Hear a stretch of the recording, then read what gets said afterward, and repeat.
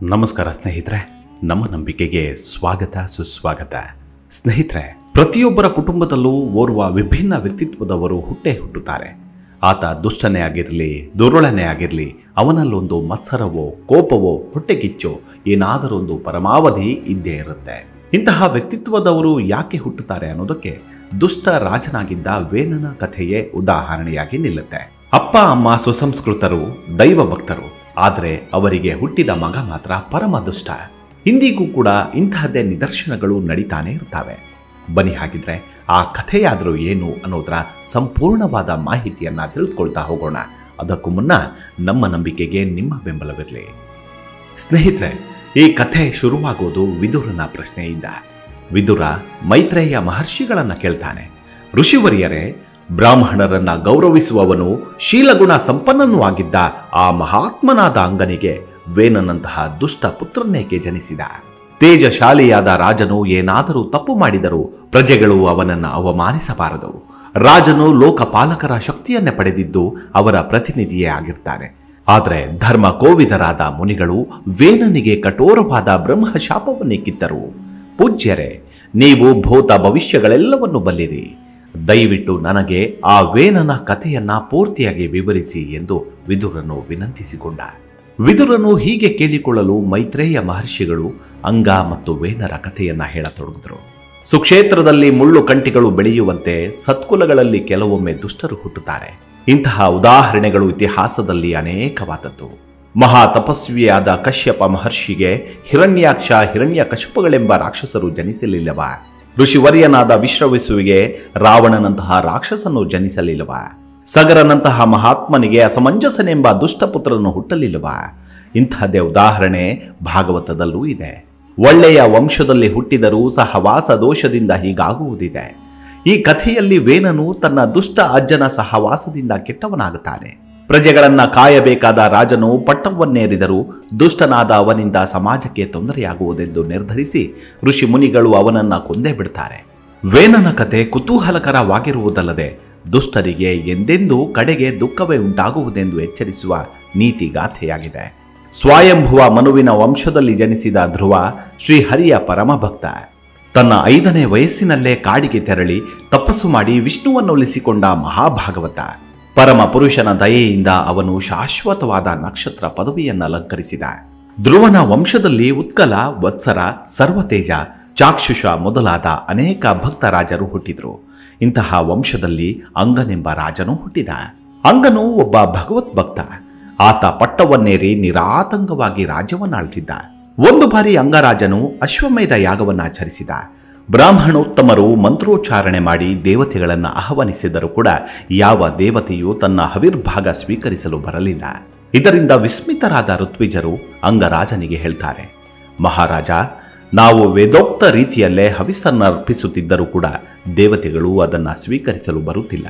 ಯಜ್ಞವು ಯಾವ ದೋಷವೂ ಇಲ್ಲದೆ ಆಚರಿಸಲ್ಪಡ್ತಿದೆ. ನಾವು ದೇವತೆಗಳಿಗೆ ಕಿಂಚಿತ್ತಾದರೂ ಅಗೌರವ ಸಲ್ಲಿಸಲಿಲ್ಲ. ಆದರೂ ಕರ್ಮ ಸಾಕ್ಷಿಗಳಾದ ಅವರು ತಮ್ಮ ಹವಿರ್ಭಾವಗಳನ್ನು ಸ್ವೀಕರಿಸಲು ಬರುತ್ತಿಲ್ಲ ಎಂದಾಗ ಋತ್ವಿಜರ ಮಾತುಗಳನ್ನು ಕೇಳಿ ಅಂಗನು ಬಹು ದುಃಖಿತನಾದ. ಅವರ ಒಪ್ಪಿಗೆ ಪಡೆದು ತನ್ನ ಮೌನ ಮುರಿದು ಮಾತನಾಡಿದ, ಪೂಜ್ಯರೇ, ಮಂತ್ರೋಚ್ಚಾರಣೆ ಮಾಡಿ ದೇವತೆಗಳನ್ನು ಆಹ್ವಾನಿಸಿದರೂ ಅವರು ತಮ್ಮ ಹವಿರ್ಭಾಗ ಸ್ವೀಕರಿಸಲು ಬರುತ್ತಿಲ್ಲ. ನಾನೇನಾದರೂ ತಪ್ಪು ಮಾಡಿದ್ದರೆ ದಯವಿಟ್ಟು ಹೇಳಿ ಎಂದಾಗ ಯಜ್ಞ ಪುರೋಹಿತರು ಹೇಳ್ತಾರೆ, ರಾಜ, ನೀನು ಈ ಜನ್ಮದಲ್ಲಿ ಮನಸ್ಸಿನಿಂದಲೂ ಯಾವ ಪಾಪವನ್ನು ಮಾಡಿಲ್ಲ. ಹಿಂದಿನ ಜನ್ಮದಲ್ಲಿ ನೀನು ಏನೋ ಒಂದು ತಪ್ಪು ಮಾಡಿರಬೇಕು. ಆದ್ದರಿಂದಲೇ ನೀನಿನ್ನು ನಿರ್ವಂಶನಾಗಿದ್ದೀಯ. ಈ ಕಾರಣದಿಂದಲೇ ದೇವತೆಗಳು ನಿನ್ನ ಯಜ್ಞಕ್ಕೆ ಆಗಮಿಸಿಲ್ಲ. ರಾಜ, ನೀನು ಒಬ್ಬ ಪುತ್ರನನ್ನ ಪಡೆಯಲು ಪುತ್ರ ಕಾಮೇಷ್ಟಿ ಯಾಗವನ್ನ ಮಾಡು. ಯಜ್ಞಪತಿಯಾದ ಆ ಶ್ರೀಹರಿಯೇ ನಿನಗೆ ಪುತ್ರನನ್ನ ಕರುಣಿಸುತ್ತಾನೆ. ಈ ಉದ್ದೇಶದಿಂದ ನೀನು ಯಜ್ಞವನ್ನು ಆಚರಿಸಿ ವಿಷ್ಣುವನ್ನು ಆಮಂತ್ರಿಸಿದರೆ ಅವನೊಂದಿಗೆ ದೇವತೆಗಳೆಲ್ಲರೂ ಆಗಮಿಸಿ ತಮ್ಮ ಯಜ್ಞ ಭಾಗಗಳನ್ನು ಸ್ವೀಕರಿಸ್ತಾರೆ. ಯಜ್ಞಾಚರಣೆ ಮಾಡುವವನು ಯಾವ ಆಸೆಯಿಂದ ಹರಿಯನ್ನು ಅರ್ಚಿಸುವನೋ ಆ ದೇವನು ಅದಕ್ಕೆ ತಕ್ಕ ಫಲವನ್ನೇ ಕರುಣಿಸ್ತಾನೆ ಎಂದರು ಋಷಿವರ್ಯರು. ವಿಪ್ರರು ಹೀಗೆ ನುಡಿಯಲು ಅಂಗನು ಒಪ್ಪಿದ. ಆನಂತರ ಅವನು ಪುತ್ರ ಕಾಮೇಷ್ಟಿ ಯಾಗವನ್ನು ಆಚರಿಸಿದ. ವಿಪ್ರರು ರಾಜನಿಗೆ ಪುತ್ರನೊಬ್ಬನು ಜನಿಸಲೆಂದು ಸಂಕಲ್ಪಿಸಿ ಯಜ್ಞೇಶ್ವರನಾದ ವಿಷ್ಣುವಿಗೆ ಪುರೋಡಾಶವನ್ನು ಅರ್ಪಿಸಿದರು. ಕೂಡಲೇ ಸುವರ್ಣ ಹಾರವನ್ನ, ಶುಭ್ರವಾದ ಶ್ವೇತ ವಸ್ತ್ರವನ್ನು ಧರಿಸಿದ್ದ ಒಬ್ಬ ದಿವ್ಯ ಪುರುಷನು ಪಾಯಸ ತುಂಬಿದ್ದ ಚಿನ್ನದ ಪಾತ್ರೆಯೊಂದನ್ನು ಹಿಡಿದು ಅಗ್ನಿಯಲ್ಲಿ ಪ್ರತ್ಯಕ್ಷನಾದ. ವಿಪ್ರರ ಅನುಮತಿಯನ್ನು ಪಡೆದು ಅಂಗನು ಆ ದಿವ್ಯ ಪುರುಷನಿಂದ ಪಾಯಸವನ್ನು ಸ್ವೀಕರಿಸಿದ. ಸಂತೋಷಗೊಂಡ ಅವನು ಅದನ್ನು ಆಘ್ರಾಣಿಸಿ ತನ್ನ ಪತ್ನಿಯಾದ ಸುನೀತಿಗೆ ನೀಡಿದ. ಆ ದಿವ್ಯ ಪಾಯಸವನ್ನು ಸೇವಿಸಿದ ರಾಣಿಯು ತನ್ನ ಪತ್ನಿಯ ಸಮಾಗಮದಿಂದ ಗರ್ಭಧರಿಸಿದ್ಲು. ಕಾಲಕ್ರಮದಲ್ಲಿ ಅವಳು ಒಂದು ಗಂಡು ಮಗುವಿಗೆ ಜನ್ಮ ಕೊಟ್ಲು. ಅಂಗ ಮಹಾರಾಜನು ತನಗೆ ಪುತ್ರ ಪ್ರಾಪ್ತಿಯಾಗಲು ಸಂತೋಷಭರಿತನಾದ. ಆದರೆ ಈ ಸಂತೋಷ ಬಹುಕಾಲ ಉಳಿಯಲಿಲ್ಲ. ವೇನನೆಂಬ ಆ ಬಾಲಕನು ಸುನೀತಿಯ ಪಿತನು ತನ್ನ ಮಾತಾಮಹನೂ ಆದ ಮೃತ್ಯುವಿನ ಆಶ್ರಯದಲ್ಲಿ ಬೆಳೆದ.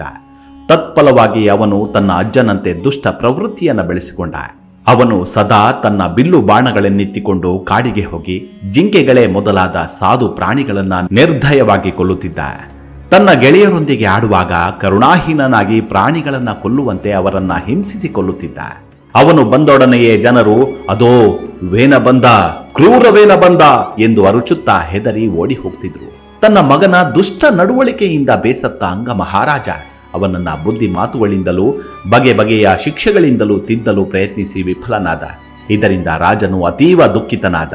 ರಾಜನು ತನ್ನಲ್ಲಿಯೇ ಯೋಚಿಸಿದ, ಮಕ್ಕಳಿಲ್ಲದ ಜನರೇ ಭಾಗ್ಯವಂತರು. ಅಂಥವರು ನಿಶ್ಚಿತವಾಗಿಯೂ ತಮ್ಮ ಪೂರ್ವ ಜನ್ಮದಲ್ಲಿ ಭಗವಂತನನ್ನು ಅರ್ಚಿಸಿರಬೇಕು. ಅದರಿಂದಲೇ ಅವರು ದುಷ್ಟರಿಂದುಂಟಾಗುವ ಸಂಕಷ್ಟದಿಂದ ದೂರವಾಗ್ತಾರೆ. ಪಾಪಿಯಾದ ಪುತ್ರನಿಂದ ತಂದೆಯ ಕೀರ್ತಿಯು ನಾಶವಾಗುತ್ತದೆ. ಅಂತಹ ಪುತ್ರನ ಅಧಾರ್ಮಿಕ ಚಟುವಟಿಕೆಗಳು ಎಲ್ಲರಲ್ಲೂ ಕಲಹವನ್ನೆಬ್ಬಿಸಿ ಮನೆಯನ್ನು ನರಕವನ್ನಾಗಿಸುತ್ತವೆ. ಇದರಿಂದ ನಿರಂತರ ದುಃಖ ಉಂಟಾಗುತ್ತದೆ. ಬುದ್ಧಿಶಾಲಿಯಾದ ಯಾರು ತಾನೇ ಇಂತಹ ಪುತ್ರನಿಂದ ಮೋಹವು, ಸಂಸಾರ ಬಂಧನವು ಹೆಚ್ಚಾದೀತು, ಅಥವಾ ಇಂತಹ ದುಷ್ಟ ಪುತ್ರನು ಹುಟ್ಟುವುದರಿಂದ ಒಳ್ಳೆಯದೂ ಆದೀತು. ಸತ್ಪುತ್ರನು ತನ್ನ ಉತ್ತಮ ನಡವಳಿಕೆಯಿಂದ ತಂದೆಗೆ ಅವನಲ್ಲೂ ಮನೆಯಲ್ಲೂ ಮೋಹವು ಹೆಚ್ಚಾಗುವಂತೆ ಮಾಡ್ತಾನೆ. ಅದೇ ದುಷ್ಟಪುತ್ರನು ಮನೆಯನ್ನ ನರಕ ಸದೃಶ್ಯವಾಗಿಸಿ ತಂದೆಗೆ ವೈರಾಗ್ಯ ಉಂಟು ಮಾಡ್ತಾನೆ. ಆಗ ತಂದೆಯು ವಿರಕ್ತನಾಗಿ ಆತ್ಮ ಸಾಕ್ಷಾತ್ಕಾರ ಸಾಧಿಸಿಕೊಳ್ಳಬಹುದು. ಹೀಗೆಲ್ಲ ಯೋಚಿಸಿದ ರಾಜನಿಗೆ ಒಂದು ರಾತ್ರಿಯೂ ನಿದ್ದೆ ಬರಲಿಲ್ಲ. ದಿನೇ ದಿನೇ ಅವನು ಸಂಸಾರದಲ್ಲಿ ಸಂಪೂರ್ಣ ವಿರಕ್ತನಾದ. ಕಡೆಗೊಂದು ದಿನ ಮಧ್ಯರಾತ್ರಿಯ ವೇಳೆಯಲ್ಲಿ ಮಲಗಿದ್ದ ತನ್ನ ಪತ್ನಿಯನ್ನು ರಾಜ್ಯ ಕೋಶಗಳನ್ನು ತೊರೆದು ಯಾರಿಗೂ ತಿಳಿಯದಂತೆ ಕಾಡಿಗೆ ಹೊರಟು ಹೋದ.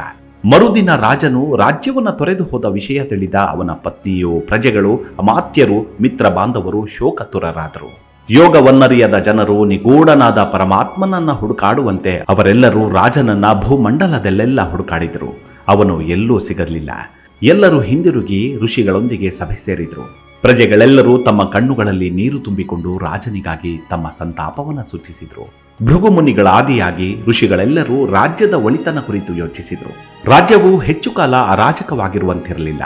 ಹಾಗಾದಲ್ಲಿ ಕಳ್ಳಕಾಕರು ಹೆಚ್ಚುವವರಲ್ಲದೆ ಪ್ರಜೆಗಳೆಲ್ಲರೂ ಪ್ರಾಣಿಗಳಂತೆ ಸ್ವೇಚ್ಛಾಚಾರಿಗಳಾದರು. ಹೀಗೆ ಯೋಚಿಸಿದ ಆ ಮುನಿಗಳು ರಾಣಿ ಸುನೀತಿಯನ್ನ ಕರೆಸಿ ಅವಳ ಒಪ್ಪಿಗೆ ಪಡೆದು ವೇನನಿಗೆ ಪಟ್ಟ ಕಟ್ಟಿದ್ರು. ವೇನನ ದುಷ್ಟ ಸ್ವಭಾವವನ್ನರಿತಿದ್ದ ಮಂತ್ರಿಗಳು ಇದನ್ನ ವಿರೋಧಿಸಿದ್ರು. ಆದರೆ ಋಷಿಗಳಿಗೆ ಹೀಗೆ ಮಾಡುವುದರ ಹೊರತು ಬೇರೆ ದಾರಿ ಇರಲಿಲ್ಲ. ವೇನನು ಸಿಂಹಾಸನವನ್ನೇರಿದನೆಂದು ಕೇಳುತ್ತಲೇ ಕಳ್ಳಕಾಕರು ಹೆದರಿ ನಡುಗಿದ್ರು. ಸರ್ಪಗಳ ಭಯದಿಂದ ಬಿಲಗಳಲ್ಲಿ ಅಡಗುವ ಇಲಿಗಳಂತೆ ಅಡಗಿಕೊಂಡರು. ವೇನನಾದರೋ ಅಷ್ಟೈಶ್ವರ್ಯಯುಕ್ತನಾಗಿ ಅಧಿಕಾರ ಮದದಿಂದ ಕುರುಡನಾದ. ತಾನೊಬ್ಬ ಮಹಾಪುರುಷನೆಂಬ ದುರಹಂಕಾರದಿಂದ ಕೂಡಿ ಮಹಾತ್ಮರನ್ನ ಅವಮಾನಿಸತೊಡಗಿದ. ಅಂಕುಶದ ನಿಯಂತ್ರಣವಿರದ ಆನೆಯಂತೆ ಮದೋನ್ಮತ್ತನಾಗಿ ಭೂಮಿ ಆಕಾಶಗಳು ಕಂಪಿಸುವಂತೆ ರಥದಲ್ಲಿ ಸಂಚರಿಸತೊಡಗಿದ. ಯಾಗ ಯಜ್ಞಗಳು, ದಾನ ಧರ್ಮಾದಿಗಳು, ಶುಭ ಕಾರ್ಯಗಳೆಲ್ಲವೂ ಕೂಡ ತನ್ನ ರಾಜ್ಯದಲ್ಲಿ ಇನ್ನು ಮುಂದೆ ನಡೆಯಕೂಡದೆಂದು ಡಂಗೂರ ಸಾರಿಸಿದ. ಎಲ್ಲೆಡೆಯೂ ಧಾರ್ಮಿಕ ಚಟುವಟಿಕೆಗಳನ್ನು ನಿಲ್ಲಿಸಿಬಿಟ್ಟ. ಇದರಿಂದ ಋಷಿ ಮುನಿಗಳೆಲ್ಲರೂ ಕಳವಳಗೊಂಡರು. ಲೋಕಕ್ಕೆ ಬಹುದೊಡ್ಡ ಆಪತ್ತು ಸಂಭವಿಸಬಹುದೆಂದು ಅವರೆಲ್ಲರೂ ಭಾವಿಸಿದರು. ಜನತೆಯ ಹಿತದೃಷ್ಟಿಯಿಂದ ತಮ್ಮ ತಮ್ಮಲ್ಲೇ ಸಮಾಲೋಚಿಸಿದರು. ನಮಗೆಂತ ತೊಂದರೆ ಬಂದಿತ್ತಲ್ಲ. ಕಟ್ಟಿಗೆಯೊಂದರ ಎರಡು ತುದಿಗಳು ಬೆಂಕಿಯಿಂದ ಉರಿಯುತ್ತಿರಲು ಮಧ್ಯೆ ಸಿಕ್ಕಿಬಿದ್ದಿರುವ ಇರುವೆಗಳು ನರಳುವಂತೆ ಒಂದು ಕಡೆ ರಾಜನ ದುರಾಚಾರಗಳಿಂದಲೂ ಇನ್ನೊಂದು ಕಡೆ ಕಳ್ಳಕಾಕರ ಅತ್ಯಾಚಾರಗಳಿಂದಲೂ ನಾವು ಸಂಕಟ ಪಡುವಂತಾಗಿದೆ. ರಾಜ್ಯವು ಅರಾಜಕವಾಗಬಾರದೆಂದು ನಾವು ವೇನನನ್ನ ಸಿಂಹಾಸನದ ಮೇಲೆ ಕೂರಿಸಿದೆವು. ಆದರೆ ರಾಜ್ಯವಾಳಲು ಅನರ್ಹನಾಗಿರುವ ಅವನಿಂದಲೇ ಪ್ರಜೆಗಳಿಗೆ ತೊಂದರೆಯಾಗುತ್ತಿದೆಯಲ್ಲ. ಈ ವೇನನು ಸ್ವಭಾವತಃ ದುಷ್ಟ. ಅಯ್ಯೋ, ಹಾವಿಗೆ ಹಾಲೆರದಂತಾಯಿತೆ. ವೇನನೊಬ್ಬ ದುಷ್ಟನೆಂದು ಅರಿತು ನಾವು ಅವನಿಗೆ ರಾಜ್ಯಾಧಿಕಾರವನ್ನು ಹಿಡಿದೆವು. ಇದರಿಂದ ನಾವೇ ಪಾಪವನ್ನು ತಂದುಕೊಂಡಂತಾಯಿತು. ಅವನೀಗ ಪ್ರಜೆಗಳನ್ನು ಹಿಂಸಿಸುತ್ತಿದ್ದಾನೆ. ನಾವೆಲ್ಲರೂ ಅವನಲ್ಲಿಗೆ ಹೋಗಿ ಬುದ್ಧಿ ಹೇಳೋಣ. ಆಗ ನಮ್ಮ ಪಾಪವನ್ನು ಕಳೆದುಕೊಂಡಂತಾಗತ್ತೆ. ಅವನು ನಮ್ಮ ಮಾತುಗಳನ್ನು ಕೇಳದಿದ್ದರೆ ಜನತೆಯೇ ಅವನನ್ನು ಧಿಕ್ಕರಿಸುತ್ತೆ. ಆಗ ನಾವು ನಮ್ಮ ತೇಜೋಬಲದಿಂದ ಅವನನ್ನು ಸುಟ್ಟು ಬಿಡೋಣ ಎಂದು ಋಷಿಮುನಿಗಳು ಸಮಾಲೋಚಿಸಿ ತಮ್ಮ ಕೋಪವನ್ನು ತಡೆಹಿಡಿದು ಒಟ್ಟಾಗಿ ವೇನನ ಬಳಿಗೆ ಹೋದರು. ಸಮಾಧಾನದ ಸವಿ ಮಾತುಗಳನ್ನಾಡುತ್ತಾ ಅವನಿಗೆ ಉಪದೇಶ ಮಾಡತೊಡಗಿದ್ರು. ರಾಜ ವರೇಣ್ಯನೇ, ನಾವೀಗ ಹೇಳಲಿರುವುದನ್ನು ಸ್ವಲ್ಪ ಪರಿಗಣಿಸು. ಹಾಗೆ ಮಾಡುವುದರಿಂದ ನಿನ್ನ ಆಯುರಾರೋಗ್ಯ ಅಷ್ಟೈಶ್ವರ್ಯಗಳು ವೃದ್ಧಿಸುತ್ತವೆ. ರಾಜ ಜನರು ಕಾಯ ವಾಚ ಮನಸ ಧರ್ಮವನ್ನು ಆಚರಿಸಿದರೆ ಸರ್ವ ಸಂಕಷ್ಟಗಳಿಂದಲೂ ಮುಕ್ತರಾಗಿ ಸ್ವರ್ಗವನ್ನು ಸಂಪಾದಿಸಬಹುದು. ಜನರಿಗೆ ಕ್ಷೇಮವನ್ನುಂಟು ಮಾಡುವ ಆ ಧರ್ಮವನ್ನು ನಾಶಪಡಿಸಬೇಡ. ನೀನು ಹಾಗೆ ಮಾಡಿದೆ ಎಂದರೆ ಖಂಡಿತವಾಗಿಯೂ ನಿನ್ನ ಐಶ್ವರ್ಯವನ್ನು ಕಳೆದುಕೊಂಡು ಪತಿತನಾಗುವೆ. ರಾಜ, ಜನರನ್ನ ನೀನು ಕೆಟ್ಟ ಮಂತ್ರಿಗಳಿಂದಲೂ ಚೋರರಿಂದಲೂ ರಕ್ಷಿಸಿದರೆ ಅವರಿಂದ ತೆರಿಗೆಗಳನ್ನು ವಸೂಲಿ ಮಾಡಬಹುದು. ಅದರಿಂದ ಇಹದಲ್ಲೂ ಪರದಲ್ಲೂ ನೀನು ಸುಖವಾಗಿರಬಹುದು. ಮಹಾರಾಜ, ಯಾವ ರಾಜ್ಯದಲ್ಲಿ ಜನರು ತಮ್ಮ ವರ್ಣಾಶ್ರಮ ಧರ್ಮಗಳಿಂದ ಯಜ್ಞ ಪುರುಷನೆಂದು ಕರೆಯಲ್ಪಡುವ ಆ ಭಗವಂತನನ್ನು ಅರ್ಚಿಸುವರೋ, ಯಾವ ರಾಜ್ಯದ ರಾಜನು ಅವನನ್ನ ಎಲ್ಲರಲ್ಲಿಯೂ ನೆಲೆಸಿರುವ ಪರಮಾತ್ಮನನ್ನಾಗಿ ಕಾಣುತ್ತಾ ಯೋಗ್ಯ ರೀತಿಯಲ್ಲಿ ರಾಜ್ಯವಾಳುವನೋ ಅಂತಹ ರಾಜ್ಯದ ಮತ್ತು ರಾಜನ ವಿಷಯದಲ್ಲಿ ಅವನು ಸಂತುಷ್ಟನಾಗಿರ್ತಾನೆ. ಈಶ್ವರರಿಗೂ ಈಶ್ವರನಾದ ಆ ಸರ್ವೇಶ್ವರನು ಸಂತುಷ್ಟನಾದನೆಂದರೆ ಏನನ್ನು ತಾನೇ ಪಡೆಯುವುದು ಕಷ್ಟವಾಗುತ್ತದೆ ಹೇಳು. ಆದ್ದರಿಂದಲೇ ಸಕಲ ದೇವತೆಗಳು ಅವನಿಗೆ ವಿವಿಧ ಪೂಜೆಗಳನ್ನು ಅರ್ಪಿಸ್ತಾರೆ. ಆ ಭಗವಂತನು ವೇದಮಯನು, ಯಜ್ಞಮಯನು, ತಪೋಮಯನೂ ಆಗಿದ್ದಾನೆ. ಆದ್ದರಿಂದ ಅವನಿಗಾಗಿ ಯಜ್ಞಗಳನ್ನು ಆಚರಿಸಲು ನಿರತರಾದಾಗ ಶ್ರೀಹರಿಯ ಅಂಶಗಳಾದ ದೇವತೆಗಳು ಸಂತುಷ್ಟರಾಗಿ ವಾಂಛಿತ ಫಲವನ್ನೇ ನೀಡ್ತಾರೆ. ಯಜ್ಞಗಳನ್ನು ಆಚರಿಸದಿದ್ದರೆ ಅವರಿಗೆ ಅವಮಾನ ಮಾಡಿದಂತಾಗುತ್ತದೆ ಎಂದಾಗ ಋಷಿಗಳ ಮಾತುಗಳನ್ನು ಕೇಳಿ ವೇನನು ಹೇಳಿದ, ಅಯ್ಯೋ ಮೂರ್ಖ ಮುನಿಗಳಿರ, ನಿಮಗೆ ಅನುಭವವೇ ಸಾಲದು. ಪುಟ್ಟ ಮಕ್ಕಳಂತೆ ಮಾತನಾಡುತ್ತಿರುವ ನೀವು ಅಧರ್ಮವನ್ನೇ ಧರ್ಮವೆಂದು ಭಾವಿಸುತ್ತಿರುವಿರಲ್ಲ. ಆಶ್ರಯ ನೀಡುತ್ತಿರುವ ಪತಿಯನ್ನ ಬಿಟ್ಟು ಜಾರು ಪುರುಷನ ಬಳಿಗೆ ಹೋಗುವ ಹೆಣ್ಣಿನಂತಿದೆ ನಿಮ್ಮ ಮಾತು. ಮೂರ್ಖರು ಭಗವಂತನೇ ಆದ ರಾಜನನ್ನ ಗೌರವಿಸುವುದಿಲ್ಲ. ಅಂಥವರು ಇಹದಲ್ಲಾಗಲಿ ಪರದಲ್ಲಾಗಲಿ ಸುಖ ಪಡುವುದಿಲ್ಲ. ಈ ಯಜ್ಞ ಪುರುಷನೆಂಬುವನು ಯಾರು? ಅವನನ್ನೇಕೆ ಭಕ್ತಿಯಿಂದ ಸೇವಿಸಬೇಕು? ದೇವತೆಗಳಾರು? ಅಯ್ಯೋ ದಡ್ಡರೇ, ಇವರನ್ನೆಲ್ಲ ಪೂಜಿಸುವುದು ಕೆಟ್ಟ ಹೆಂಗಸು ತಮ್ಮ ಗಂಡಂದಿರನ್ನು ಉಪೇಕ್ಷಿಸಿ ಪರಪುರುಷನನ್ನ ಸೇವಿಸುವುದಕ್ಕೆ ಸಮ. ವರಗಳನ್ನು ಶಾಪಗಳನ್ನು ನೀಡಲು ಸಮರ್ಥನಾಗಿರುವ ಹರಿಹರ ಬ್ರಹ್ಮರು, ಇಂದ್ರಾಗ್ನಿ ವಾಯು ವರುಣರು, ಸೂರ್ಯ ಚಂದ್ರ ಯಮ ಕುಬೇರ ಭೂದೇವಿಯೇ ಮೊದಲಾದ ದೇವತೆಗಳು ರಾಜನ ದೇಹದಲ್ಲೇ ನೆಲೆಸಿದ್ದಾರೆ. ಇವರೆಲ್ಲರೂ ರಾಜನ ಅಂಶಜರೇ ಆಗಿರುತ್ತಾರೆ.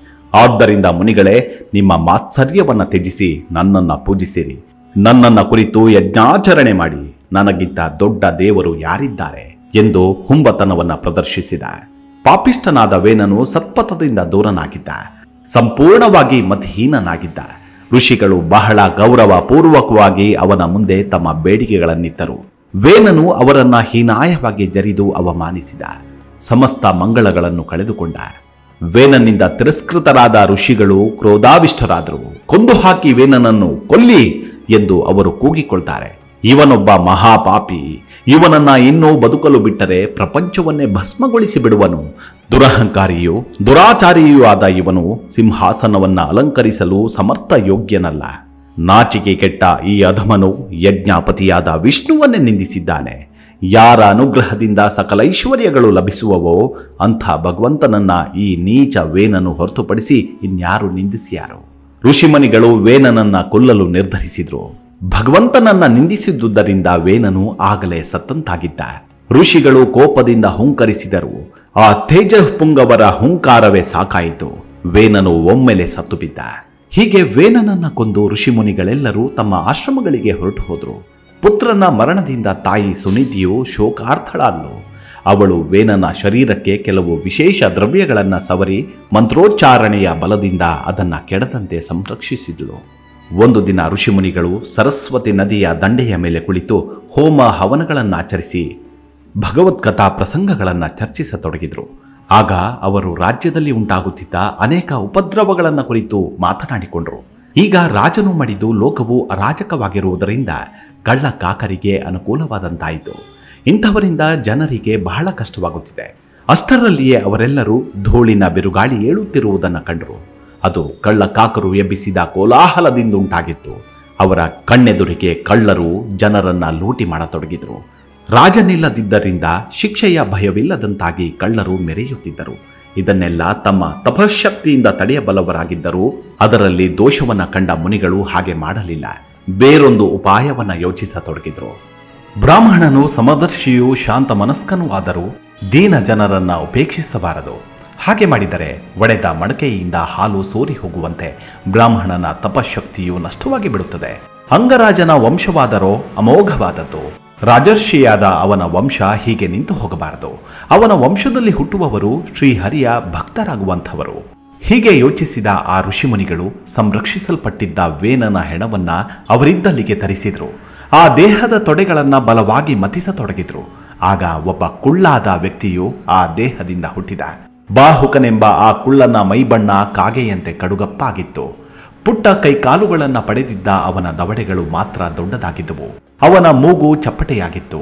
ಅವನ ಕಣ್ಣುಗಳು ಕೆಂಪಾಗಿದ್ದರೆ ಕೂದಲು ತಾಮ್ರ ವರ್ಣದಿಂದ ಕೂಡಿತ್ತು. ವಿನಯಶೀಲನಾದ ಅವನು ತಲೆಬಾಗಿ ನಾನೇನು ಮಾಡಲಿ ಸ್ವಾಮಿ ಎಂದು ಕೇಳಿದ. ಅದಕ್ಕೆ ಋಷಿಗಳು ನಿಷೇಧ, ಅಂದರೆ ಸುಮ್ಮನೆ ಕುಳಿತುಕೋ ಎಂದರು. ಈ ಕಾರಣದಿಂದ ಅವನಿಗೂ ಅವನ ವಂಶಜರಿಗೂ ನಿಷಾದರೆಂಬ ಹೆಸರಾಯಿತು. ನಿಷಾದನು ವೇನನ ಪಾಪ ಫಲಗಳನ್ನೆಲ್ಲ ಹೊತ್ತುಕೊಂಡ. ನೈಷಾದ ಜನಾಂಗವು ಬೆಟ್ಟ ಗುಡ್ಡಗಳಲ್ಲೂ ಕಾಡುಗಳಲ್ಲೂ ವಾಸಿಸತೊಡಗಿತು. ಈ ಜನರಿಗೆ ಕಳ್ಳತನ, ದರೋಡೆ, ಬೇಟೆ ಮೊದಲಾದ ಪಾಪ ಕಾರ್ಯಗಳೇ ವೃತ್ತಿಗಳಾದವು. ಋಷಿಗಳು ಈಗ ವೇನನ ದೇಹದ ತೋಳುಗಳನ್ನು ಮತಿಸತೊಡಗಿದ್ರು. ಆ ತೋಳುಗಳಿಂದ ಒಬ್ಬ ಪುರುಷನೂ ಒಬ್ಬ ಸ್ತ್ರೀಯೂ ಪ್ರಕಟವಾದರು. ಅವರಿಬ್ಬರು ಭಗವಂತನ ಅಂಶ ವಿಸ್ತರಣೆಗಳೆಂದು ಅರಿತ ಆ ಬ್ರಹ್ಮರ್ಷಿಗಳು ಸಂತೋಷಭರಿತರಾದರು. ಆ ಪುರುಷನು ಭಗವಾನ್ ವಿಷ್ಣುವಿನ ಅಂಶಾವತಾರನಾಗಿದ್ದು ಪೃಥುವೆಂದು ಪ್ರಸಿದ್ಧನಾದ. ಅವನೊಂದಿಗೆ ಆವಿರ್ಭವಿಸಿದ ಸ್ತ್ರೀ ಅವನ ನಿತ್ಯ ಸಹಚಾರಣಿಯಾದ ಲಕ್ಷ್ಮೀದೇವಿಯ ಅಂಶವಾಗಿದ್ದು ಅರ್ಚೆ ಎಂದು ಖ್ಯಾತಲಾದಳು. ನಿತ್ಯ ದಂಪತಿಗಳಾದ ಅವರಿಬ್ಬರು ಕೂಡ ಪತಿ ಪತ್ನಿಯರಾಗಿ ಪ್ರಜಾಕೋಟೆಯನ್ನ ತಾಯಿ ತಂದೆಯರಂತೆ ಸಲಹಿದ್ರು. ಭೂಮಿಯನ್ನ ಹಳ್ಳಿ, ಪಟ್ಟಣ, ರಾಜಶಿಬಿರ, ಗಣಿಗಳು ಮೊದಲಾಗಿ ವಿಂಗಡಿಸಿ ಅದರಿಂದ ದಿವ್ಯ ಸಂಪನ್ಮೂಲಗಳನ್ನು ಹೊರತೆಗೆದ್ರು. 100 ಅಶ್ವಮೇಧ ಯಾಗಗಳನ್ನು ಆಚರಿಸಿ ಶತಕೃತವೆಂದು ಪ್ರಸಿದ್ಧನಾದ ಇಂದ್ರನನ್ನೇ ಮೀರಿಸಿದರು. ಆತ ವಿಷ್ಣುವಿನ ಪರಮ ಭಕ್ತನಾಗಿದ್ದ. ಅವನ ಭಕ್ತಿಗೆ ಮೆಚ್ಚಿ ಶ್ರೀಹರಿಯೇ ಅವನಿಗೆ ಪ್ರತ್ಯಕ್ಷನಾಗಿ ಹರಸಿದ. ಹೀಗೆ ಋಷಿಮುನಿಗಳು ದುಷ್ಟನಾದ ವೇನನನ್ನ ದಂಡಿಸಿ ಜಗತ್ತಿಗೆ ಉಪಕಾರ ಮಾಡಿದರು. ಇದರಿಂದ ರಾಜ್ಯವು ಅರಾಜಕವಾಗಲು ಧರ್ಮ ಸಂಸ್ಥಾಪನೆಗಾಗಿ ಭಗವಂತನೇ ತನ್ನ ಆಂಶಿಕ ಪ್ರತಿನಿಧಿಯ ಮೂಲಕ ಅವತರಿಸಿ ಋಷಿಮುನಿಗಳ ಚಿಂತೆಯನ್ನ ದೂರ ಮಾಡಿದ.